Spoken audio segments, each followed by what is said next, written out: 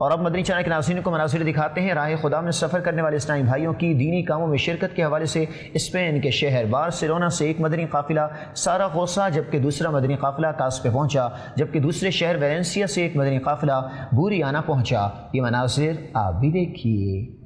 یورپی ملک اسپین کے city Barcelona سے عاشقان رسول نے نیکی کی دعوت عام کرنے کے عزم کو لیے ساراگوسا سٹی کے مدنی مرکز فیضان مدینہ میں مدنی قافلے میں سفر کی سعادت پائی۔ اس مدنی قافلے میں نگران یورپی یونین ریجن، نگران فرانس مشاورت اور دیگر اسلامی بھائی بھی شریک تھے۔ دوران قافلہ درس و بیانات کے علاوہ سنتوں میں آداب اور دعائیں سیکھنے سکھانے کا سلسلہ ہوا۔ شرکاء کو نماز، وضو سمیت دیگر اہم امور سے متعلق بھی سکھایا گیا۔ دعوت اسلامی ہے یہ، دعوت اسلامی ہے۔